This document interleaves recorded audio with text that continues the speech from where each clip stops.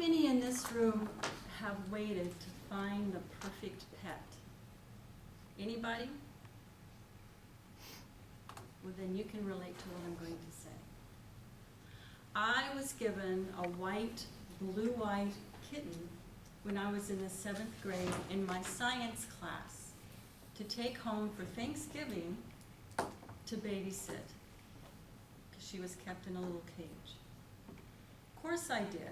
I brought her home. I had to walk home because animals were not allowed on the school bus. So I walked home with her in my arms, and I knew I was going to keep her, and I did.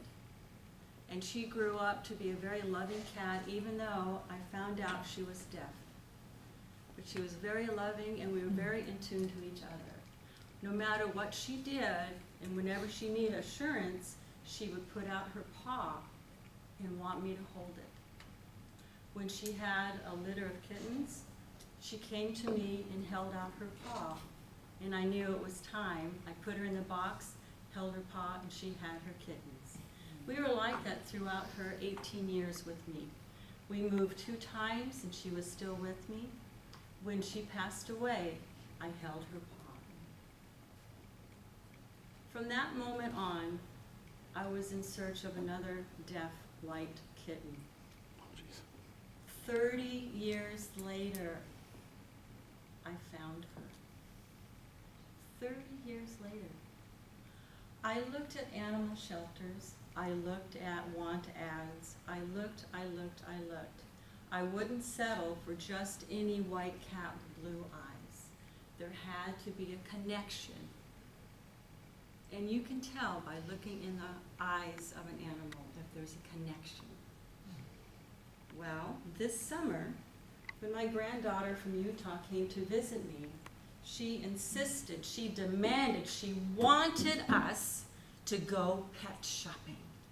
She is not allowed to have pets because her mother is very allergic. So she gets that enjoyment through me by looking and petting cats and dogs through the SPCA.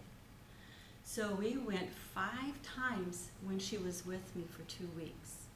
We went to the SPCA in Roseville, we went to the SPCA on Bradshaw, we went to PetSmarts when they were having adoptions, and there were so many lovely kittens and puppies, wonderful animals, and she was just dismayed why I wouldn't adopt any of them. And I explained to her, I'm searching for the right one. And I told her my criteria. Had to be white, had to have blue eyes, and there had to be a connection. And she says, but Grandmama, you have cats. You have a black cat right now. And I says, yes.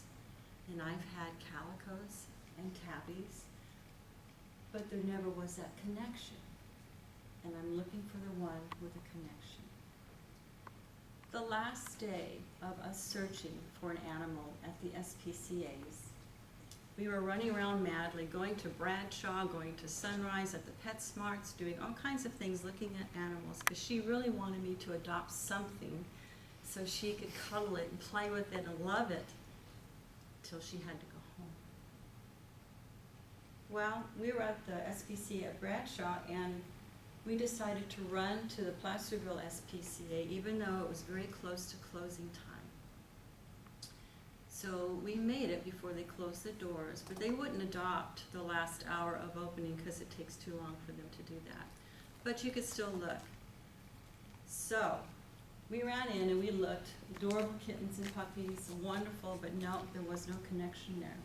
And as we were walking out the door, there was a couple sitting at the table waiting to be processed, and there was this little cage, and I looked in, and there she was. There she was, that kitten I've been looking at for 30 years. She was there, and my heart sunk down to my feet because she was in the adoption area. And I looked at the couple, and I said, did you just adopt her? Almost a tear in my eye. And the lady looked at me and said, oh no, we're adoptive parents, and she just got turned in off the streets, and we're taking her home a few days to make sure she's okay, and then she'll be ready for adoption. And I said, hallelujah, I'll take her now. And they said, no, you have to wait the process. Oh, fine. So anyway, I waited a week, and guess what? They called me and said, she's ready for you. She was ready for me, just as I was ready for her, because I took her home, and I discovered that she had extra paws, extra toes. And she's kind of a wild kitten, so she wasn't real sure about human beings. So it's taken a long time now. I've had her for 2 months, and she's just now able to jump into my lap and purr and love me, because we have a connection now. And we had to find a name for her, right? The name that we found for this little kitten, because of her extra paws, is Footsie Galore. Footsie Galore. And I must say, she looks exactly like this, and I'm not kidding you. And her eyes are so light blue that they're almost an ice blue. And in certain lights, they turn into a pale yellow. So she's very special. I'm glad I waited 30 years to find her, and I hope I have her for a very long time. Thank you.